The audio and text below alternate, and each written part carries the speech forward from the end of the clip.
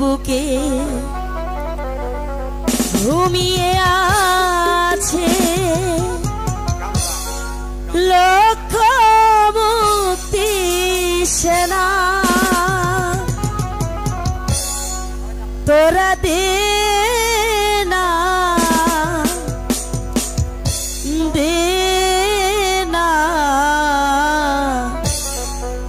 সে মাটি আমার অঙ্গে মাখিয়ে দেনা এ মাটির বুকে ঘুমিয়ে আছে লক্ষ মুক্তি সেনা দে না তোরা দে না সে মাটি আমার অঙ্গে মাখিয়ে দেনা তোরা দে না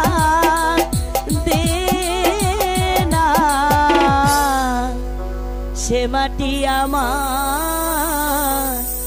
অঙ্গে মাখিয়ে দেনা। ধন্যবাদ সকলকে। কে যেন আমাকে ডাকছে, ওরে তুই স্বর্গে থামে চলে আয়।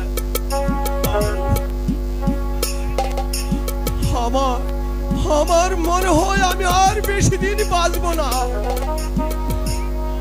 আমার একমাত্র নয়নের মনি প্রভুর শিশু আমার আর এই রূপনগরের সিংহাসন আমি কার কাছে অর্পণ করব? প্রহরী আদেশ করুন জাহাপনা। হাজির। যাও প্রহরী, উজির উমর খান আর বেগম হুসনা বানু শাহজাদা কামালকে দরবারে পাঠিয়ে দাও। তাই করছি জাহাপনা।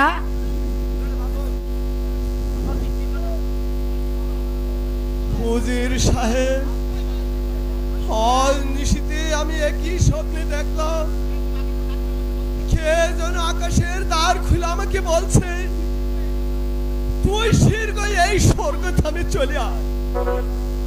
উজির সাহেব, আমার মনে হয় আমি আর বেশি দিন বাঁচব না।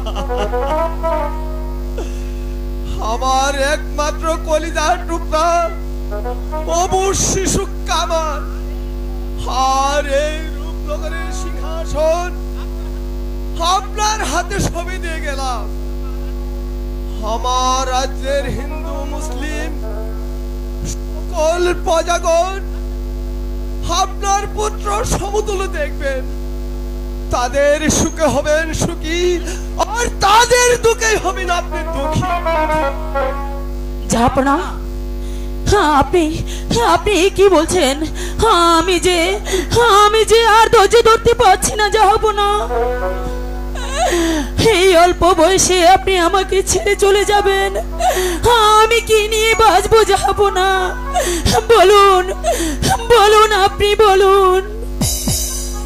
কেদনা বেগম, এই দুনিয়া থেকে একদিন সবাইকে চলে যেতে হবে, কিন্তু আমি যে ভাবতে পারছিলাম এই অল্প বয়সে আমি এই অকাল মৃত্যু আমাকে হাত ছানি দিয়ে ডাকছে। এসো এসো বাবা কামাল, তুমি আমার বুকে এসো। পিতা গো, আমাকে একা ফেলে চলে যাবেন? বাবা কামাল, তুমি কেঁদো না বাবা। খোদা এই দুঃখ দিল, অল্প বয়সে তুমি পিতাহারা হবে কামাল। বসো বাবা কামাল, এই সিংহাসনে তুমি বসো। আমি জীবিত থেকে দেখে যেতে চাই, আমি তোমাকে সিংহাসনে বসিয়ে একটু দেখে যেতে চাই। জাহাপনা, রানী বেগম, আজ থেকে এই রূপনগরের সিংহাসন তোমার হাতে সঁপে দিয়ে যায়। এই কামাল উপযুক্ত না হওয়া পর্যন্ত তুমি এই রাজ্য পরিচালনা করবে। জাহাপনা, আপনি কি বলছেন? এই রাজ্য বেগম সাহেব করবে রাজ্য পরিচালনা। সেজন্য কোনো চিন্তা করবেন না উজির সাহেব। আপনার কাছে হইল আমার শেষ অনুরোধ, আপনি সবসময় তাদের পাশাপাশি থাকবেন। আর আমি যদি আপনার কাছে কোনো অন্যায় করে থাকি তাহলে আমাকে ক্ষমা করে দিবেন উজির সাহেব, আমাকে ক্ষমা করে দিবেন। জাহাপনা! পিতা, আমাকে ছেড়ে চলে যেও না পিতা। পিতা, আমাকে ছেড়ে চলে যেও না পিতা। এখন আমি এই শিশু কামালকে নিয়ে কোথায় যাব? কি করে এই রাজ্য পরিচালনা করব? তুমি আমাকে বলে দাও খোদা, তুমি আমাকে বলে দাও।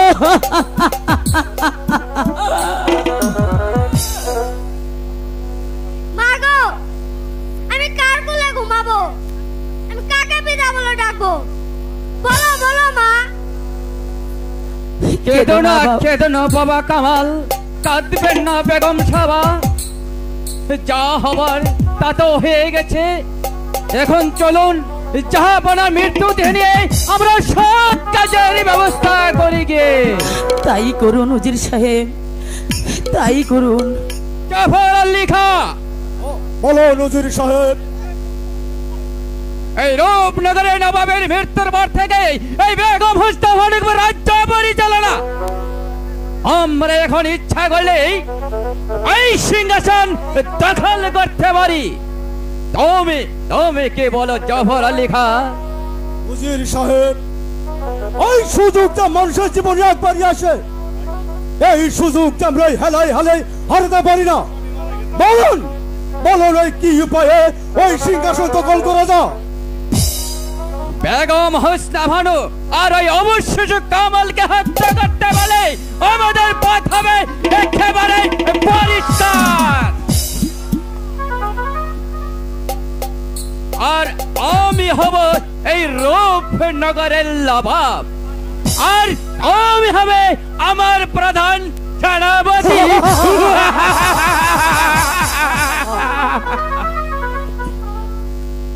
বেগম শাহজাদাকে ব্যাপক হত্যা করলে রাজ্যে একটা বিশাল গুরুদম সৃষ্টি হবে। না না না না না না, তা কখনো হতে পারে না উজির সাহেব। ইব্রাহিম, তুমি এসেছো আমাদের কাছে বাধা দিতে? না, বাধা দিতে নয়, আমি এসেছি আপনাকে মনে করে দিতে। ভুলে গেছেন অতীতের কথা? একবার মনে করে দেখুন, আপনার পূর্ত পরিবার খেতে পারছিল না, আপনি দু হাত মিলে রাস্তায় ভিক্ষা করেছিলেন। তবে আমার নবাব রাস্তা থেকে আপনি ঘুরে এনে আমাদের নবাব সেনাপতি বহল করেছিল, আর সেই নবাবের মৃত্যু হতে না হতেন আপনি তার পুত্রপতিকে হত্যা করতে চান। নবাব, এখান থেকে বেশ, আমি দায় যাচ্ছি। তবে মনে রাখবেন, এই নবাব মহলে কেউ পরিবার করতে না করলেও এই রিব্রান চুপ করে বসে থাকবো না। জীবন দিয়ে হলে তাকে বাঁচাবো, তাকে দিয়ে বাঁচাবো।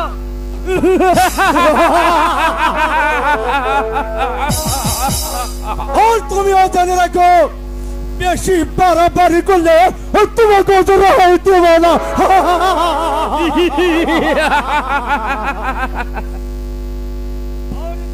সহ্য হচ্ছে না জাফর আলী খাঁ। বলো নজরুল সাহেব, ওই আমাদের কর্তব্য কাজ, ওই আমাদের কর্তব্য। নজরুল সাহেব, আপনি হয়তো জানেন না আমি কাটা দিয়ে কাটা তুলব। হায় খোদা, হে কি লিখেছিলে আমার কপালে? এই অল্প বয়সে স্বামী হারিয়ে আজ আমি একা একা কিভাবে এই রাজ্য পরিচালনা করব? সর্বনাশ বেগম সাহেবা, সর্বনাশ। কি হয়েছে ইব্রাহিম? শীঘ্র শিশু কামাল লেখে আপনি পালিয়ে যান। পালিয়ে যাব কেন? কি হয়েছে? উজির সাহেব এবং সেনাপতি সাহেব আপনাকে কোথায় হত্যা। হত্যা? আমাদেরকে হত্যা করে তাদের কি লাভ? লাভ অনেক। উজির সাহেব হবে এই রূপনগর নবাব, আর সেনাপতি জাফর আলী হবে এই প্রধান উজির। শীঘ্রই চলে আসুন বেগম সাহেবা, ওরা আসলো বলে। ইব্রাহিম, আমি শত্রুর ভয়ে স্বামীর এই রাজ্য ছেড়ে কোথাও চোরের মতো পালিয়ে যেতে পারি না। মরতে যদি হয় এখানেই মরবো, আর বাঁচতে যদি হয় এখানেই বাঁচবো। আপনি কি তাহলে যাবেন না? না। আপনাকে এই রূপনগরের শেষ সম্পূর্ণ কিনি আপনি নষ্ট করতে চান? না না না না, তা আমি হতে দিব না। কামালকে যেতে বাঁচাতেই হবে। এসো ভাই কামাল, এসো আমার সাথে। আমি কামালকে মরতে দিব না। না ইব্রাহিম, আমি এই কামালকে নিয়ে এই রাজনীতির অন্য হাতে চলে যাব।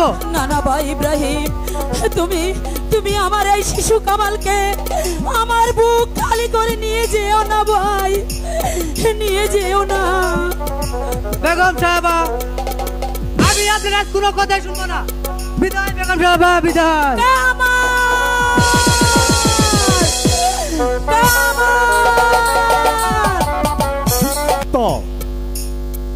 বেগম হুসনা ভানুকে হত্যা, ওই শিশু কামালকে হত্যা,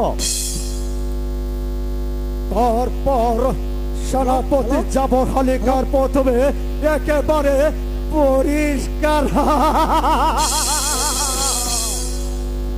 কামাল তুমি কোথায়? তোমার এখনই তোমার ওই জীবনের ছিনিমিনি খেলা আমি সঙ্গ করে দিচ্ছি।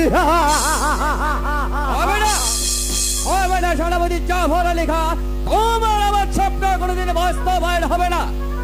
কেন উজির সাহেব? পালিয়ে গেল, পালিয়ে গেছে। শিশু কামাল আর বেগম হোসনা বানুকে নিয়ে ইব্রাহিম পালিয়ে গেছে। ও পালিয়ে গেল? ওই 14 ব্যাপার শত শত পাহারা থাকতো, ওই বেঈমান ইব্রাহিম ওই কামালকে নিয়ে কেমন করে পালিয়ে গেল? আমি তো যে ভাবছি জাফর আলী খান ভুল হয়ে গেল। জাফর আলী খান ওই শিশু কামালকে হত্যা করা বলবে, ওই ইব্রাহিমকে হত্যা করা আমাদেরকে উচিত ছিল। এই ব্যাপার আপনি নিশ্চিন্ত থাকুন উজির সাহেব। ওই বেঈমান দুটোকে ধরে এনে ওই আপনার সঙ্গে করব হত্যা। চলে এসো জাফর আলী খান, আমাদের কাছে আমাদেরই করতে হবে। আপনারা জানেন না উজির সাহেব কিভাবে যে সিংহাসন দখল করা যায় তা আমার ভালো করে জানা আছে।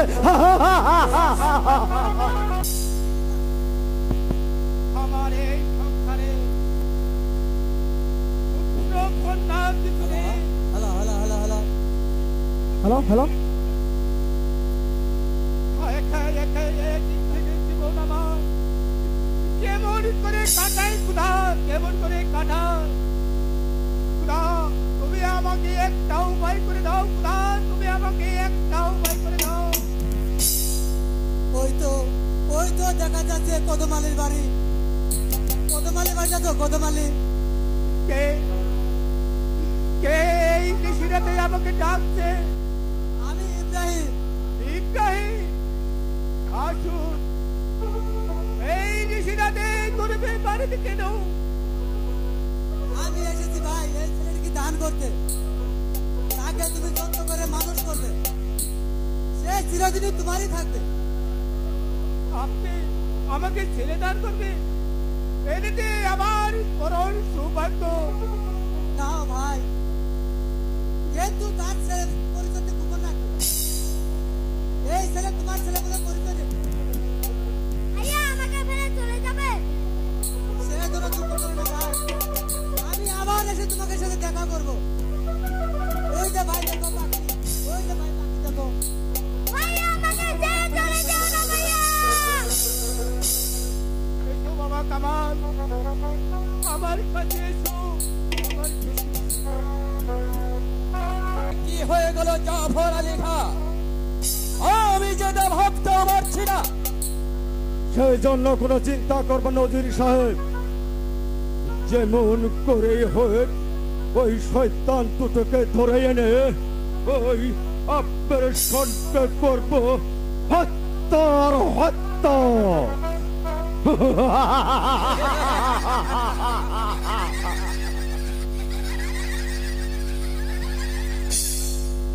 তার পারবেন না জাফর আলী খাঁ, যে চলে গেছে সে কোনো দিন আর তাকে খুঁজে পাবেন না। আপনি কি বলতে চান বেগম সাহেব?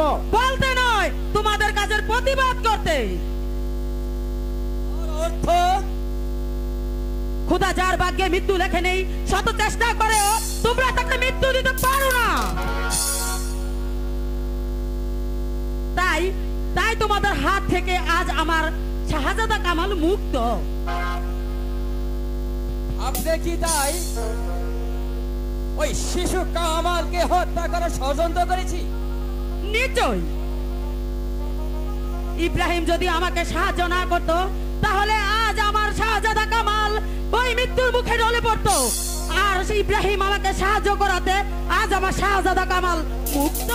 বেগম সাহেব, চুপ কর বেঈমান, তোদেরকে আজ আমি হাড়ে হাড়ে চিনে ফেলেছি। তাই তো ভাবছি তোদেরকে কি শাস্তি দেওয়া যায়।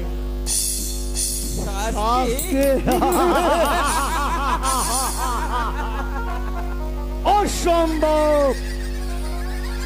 বেগম সাহেব, আপনি হয়তো জানেন না আপনার জীবন মরণ এখন আমার হাতের মুঠো। ইচ্ছা করলে এই সিংহাসন আমরা দখল করতে পারি। আপনার জীবন যদি সুপ্রতিষ্ঠা করতে চান তাহলে যে আমার অনুগত ভাবে চলুন, নইলে নইলে আপনার থানাবে অন্ধকার কারাগারে। কি এত বড় সাহস? তো আমার বেতনভুক্ত কর্মচারী আমাকেই ভয় দেখায়। এই কে আদিস? কেউ নেই বেগম সাহেব, আজ আপনার ডাকে কেউ সাড়া দেবে না। পরে আদেশ করুন। বেগম সাহেবকে বন্দি করো, তাকে বন্দি করে নিয়ে যাবো অন্ধ ওই কারাকক্ষে। কি ওই বেগম সাহেবকে বন্দি করবো আমি? কোনো কথা নয়, বন্দি করো।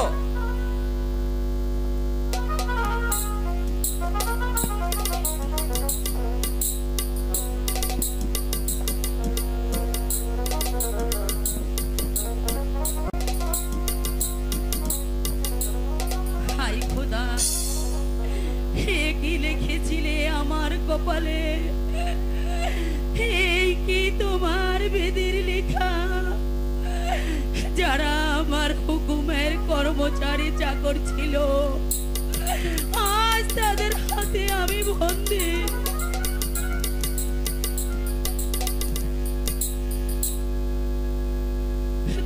হে খোদা, তুমি এই নিমক হারামের শাস্তি দাও খোদা, শাস্তি দাও। শাস্তি? আজ আপনি ওই সুযোগকে দেখে যেতে পারবেন না বেগম সাহেব। শোন, এখন ওই কারাকক্ষে বসে ওই খুদাকে স্মরণ করুন গিয়ে। চলো নিয়ে যাও প্রহরে। বেগম সাহেব,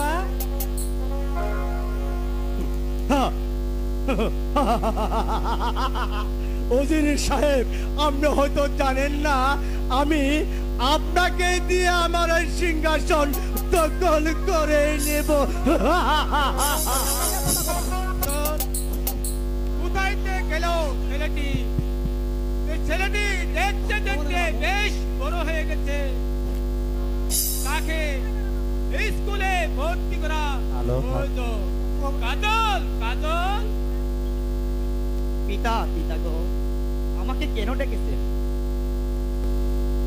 এসো বাবা, আমার কাছে এসো। আমি তুমি দেখতে দেখতে বেশ বড় হয়েছো, তোমাকে স্কুলে ভর্তি করা প্রয়োজন। তোমাকে উচ্চ শিক্ষা শিক্ষিত করে মানুষ করে তুলতে চাই। তুমি কি বলো বাবা? হ্যাঁ পিতা, আমারও মন চাই লেখাপড়া করতে পিতা। চলো বাবা, আজই তোমাকে স্কুলে ভর্তি করে দেব। আচ্ছা পিতা, তাই চলো।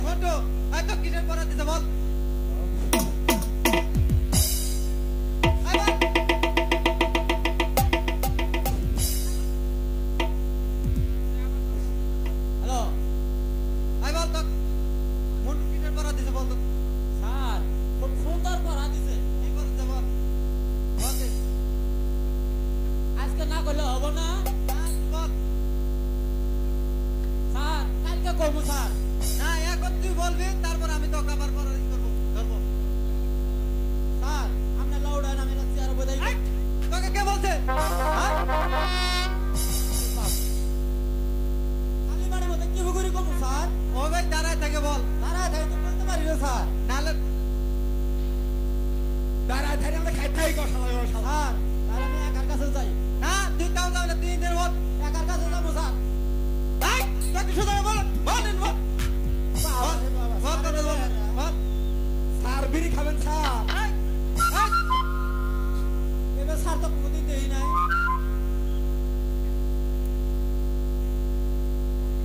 আই মন্টু করে দাও না বলো পড়া দাও।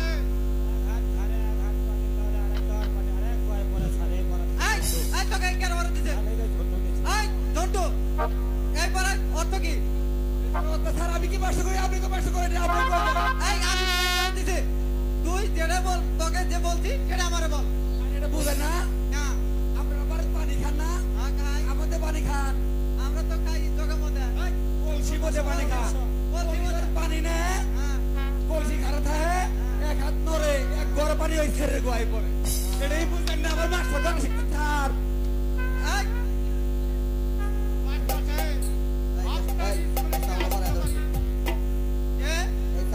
আসুন বলুন কেন এসেছেন? আমরা এসেছি আমার এই ছেলেটি কি আপনার স্কুলে বড় ভালাই দেখা যা। বেশ ভালো কথা। আমার স্কুলে ভর্তি ফিস 30 টাকা। টাকা না, এটা আবার কোন ভর্তি নয়? নতুন ফিরে এলো। এই মোট 50 টাকা দিতে হবে। আমার আইল ভালো আছে। টাকা নাই, আমি আপনাকে বলে দিয়ে দিব। তা হবে না, বাকির কোনো কারবার এখানে চলে না। টাকা ছাড়া আপনার ছেলেকে আমি স্কুলে ভর্তি করতে পারবো না।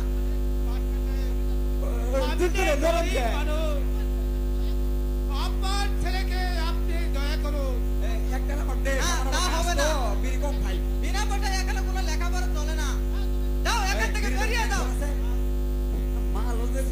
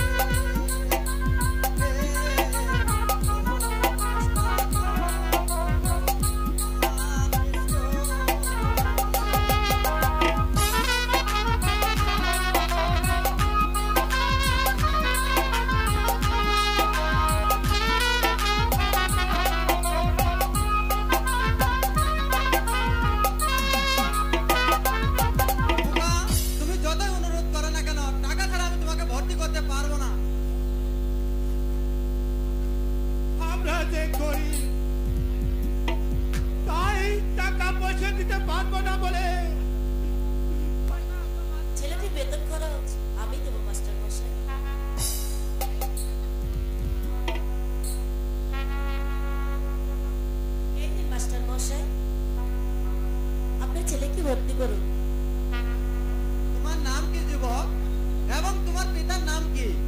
আমার নাম কাজল, আমার পিতার নাম কদম আলী চাচা। আমার ছেলেকে কি তুমি স্কুলে ভর্তি করে নিলে? আমি তোমাকে আশীর্বাদ করি, তুমি দীর্ঘজীবী হও, তুমি দীর্ঘজীবী হও, তুমি দীর্ঘজীবী হও। কাজল, তোমাকে স্কুলে ভর্তি করা হলো, আগামীকাল থেকে রীতিমতো ক্লাস করবে। এই ঝন্টু মন্টু, যা, আজ তাদেরকে সকলের ছুটি।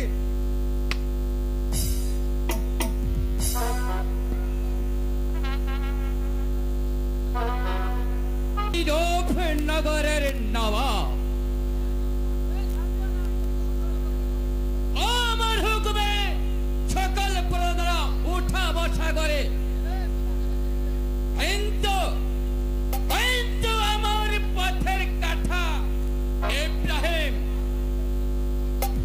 আর ওই কাজলকে হত্যা করতে যদি না পারি, ততক্ষণ পর্যন্ত যে আমার মনের শান্তি নেই, শান্তি নেই। পিতা পিতা, আমি আপনাকে কত জায়গায় খুঁজে এলাম, কিন্তু কোথাও তো আপনাকে খুঁজে পেলাম না। আমাকে খুঁজবে কেন মা রেখা? তাহলে কি আজ তুমি স্কুলে যাওনি?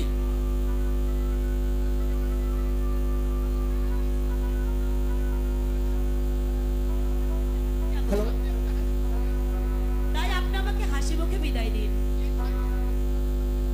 এই সাত সকালে তুমি ফুল বাগানে যাবে কেন?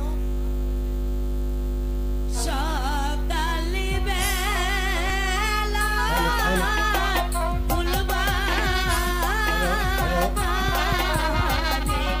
ওইনা কতই ফুল ফোটে,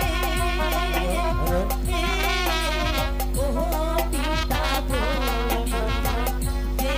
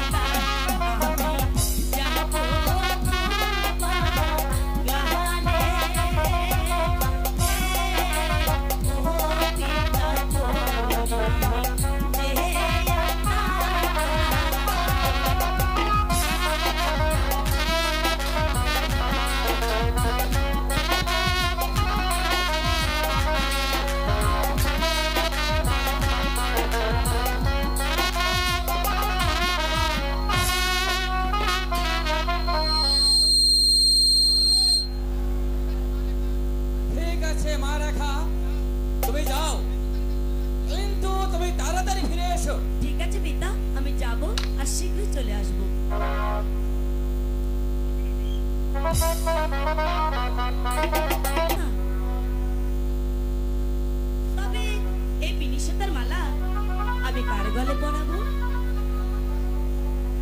কিন্তু সে এতক্ষণ আসছে না কেন? সে যে আমার মন প্রাণ একেবারে হরণ করে নিয়েছে।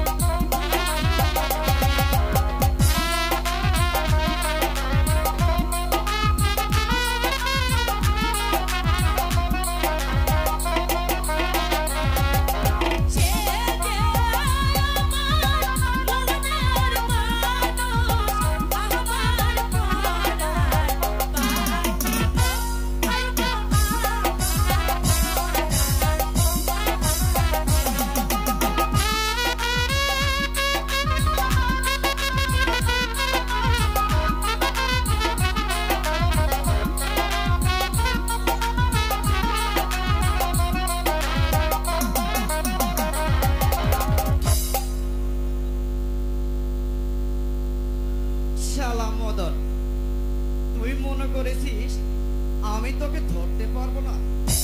যদি একবার ধরতে পারি তাহলে তোকে একবার বুঝাই দিব কানামাছি খেলা কাকে বলে। বল, আরো কানামাছি খেলবি? আরে ছাড়ে বলছি। শালা, কাকে ধরতে গিয়ে কাকে ধরে ফেলেছি? তুমি না একেবারে ভারী দুষ্ট হয়ে গেছো। এখন যদি কেউ দেখে ফেলতো তাহলে আমার কি হতো? আমার তো চোখ বাঁধাই ছিল। চোখ মাথায় ছিল। তুমি বিশ্বাস করো রেখা, ওই মদন আমার চোখ পেতে দিয়ে বলছে কি জানো, এবার আমারে ধরতো, তাই আমি ওকে ধরতে গিয়ে আমি তোমাকে ধরে ফেলেছি। আর তুমিও তো আমার মদনের মতো আপনজন। ইস, তোমার আপনজন হতে আমার হয়ে গেছে। আকর্ষণ কেন রেখা? তুমি যদি আমারে আপনজন না হইতে তাহলে সেদিন তুমি স্কুলে ভর্তি করছিলে কেন?